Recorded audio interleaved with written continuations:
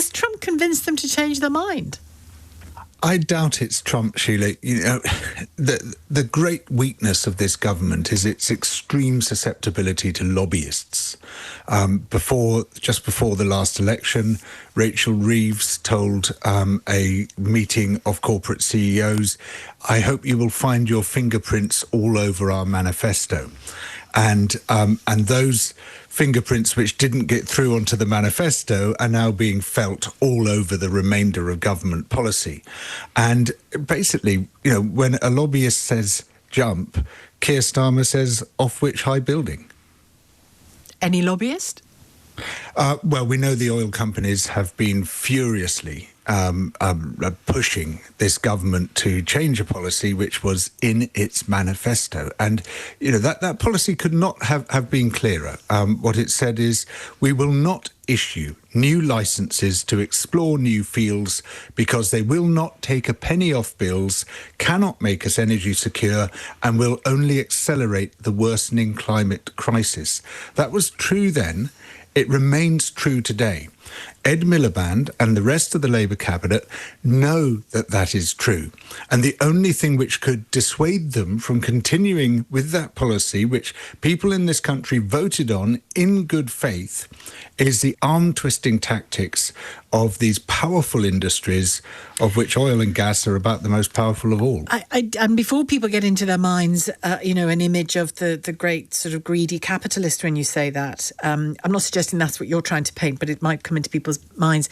Oh, it's very much what I'm trying to paint. Oh, it is what you're trying to paint. They okay, are great well, greedy capitalists. Okay. No question about it. All right. Well, the ban is also opposed by the GMB union. Are they great greedy capitalists?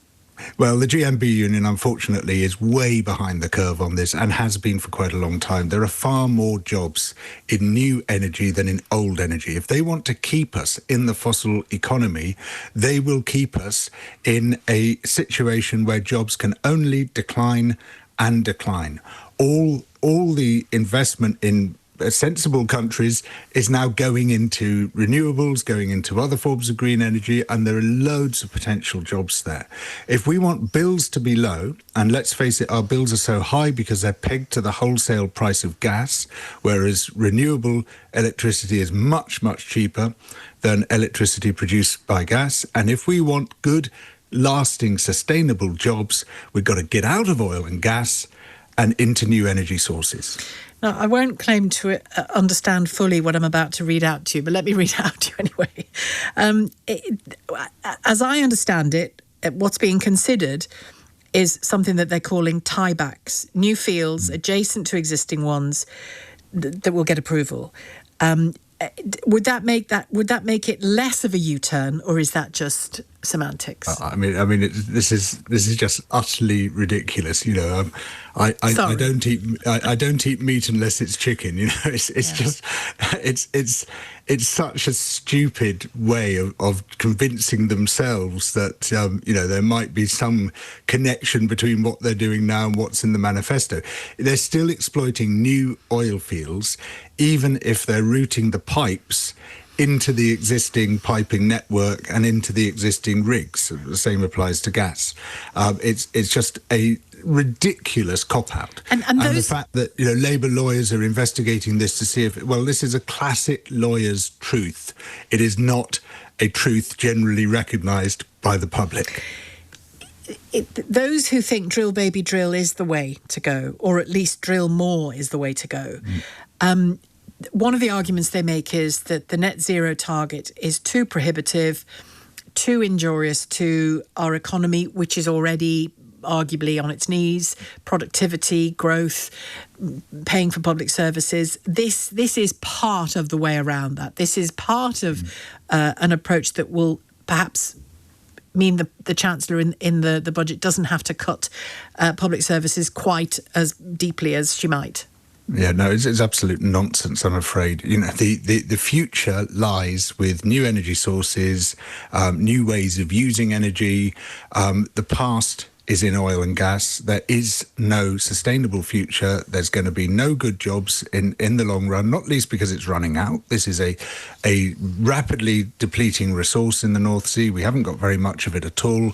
We need to just get out of the fossil economy.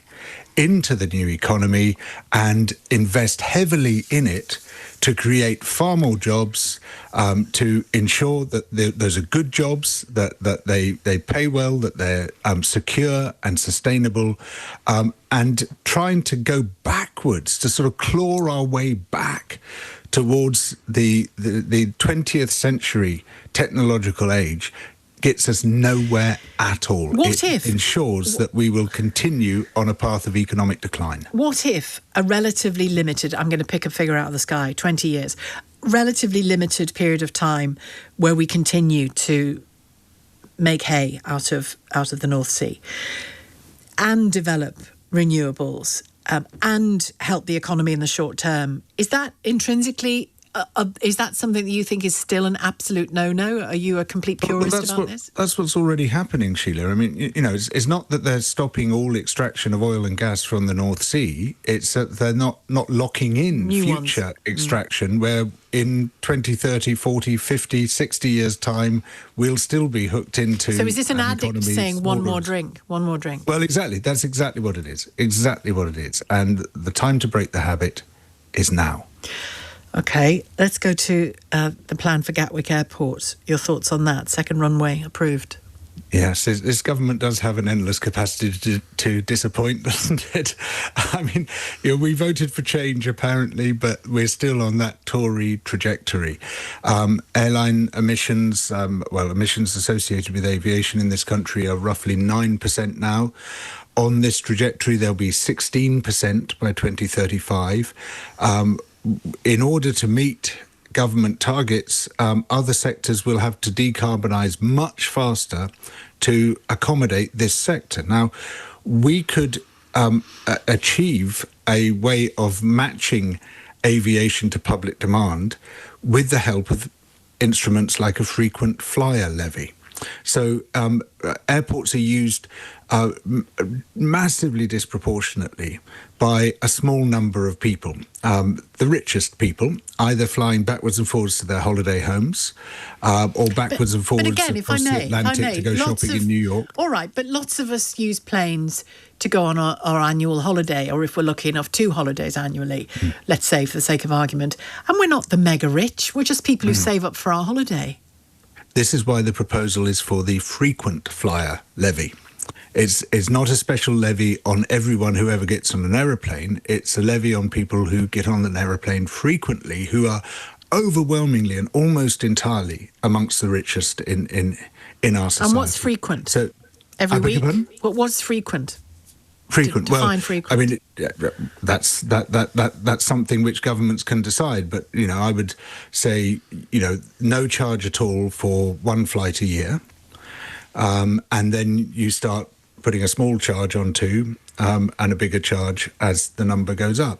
Now, my belief is it's perfectly possible to have a decent life without flying, or scarcely flying at all. I'm trying to limit my flights to once every 10 years. Well, yeah, you say that, and I get it, but equally, not everybody has your life. I've got relatives in Ireland and friends in Ireland that I like to see quite frequently, and I can get the ferry, and I see them for 5 minutes and then get the ferry back because the journey takes so long. So I fly when I go there. You've got people with family in Europe and further afield. This is people's lives. They're not all just the old bloated capitalists saying, "Whoa, get me my plane." Yeah. There's a danger of a kind of puritanical approach here, George. It is people's lives, but there's 2 ends to this. So there's people pursuing their lives by taking flights whenever they like, and there's people who are being absolutely hammered by climate breakdown, partly as a result of that. And all over the world, we're seeing large numbers of people losing their homes, losing their livelihoods, in some cases losing their lives as a result of this climate breakdown. This is a global emergency. We recognise it in this country as a climate emergency, but we're not treating it as such. And if we were treating it as such, we would start saying, well, if you want to carry on living like that, fine, you're going to have to pay a bit more, and that will, in aggregate, but in order to fund renewables, in order to fund offset the damage, you mean? No, it's not so much an offset as a way of sort of trying to discourage a number of flights that we're taking. And if you do that, then there's absolutely no need to be expanding any airports.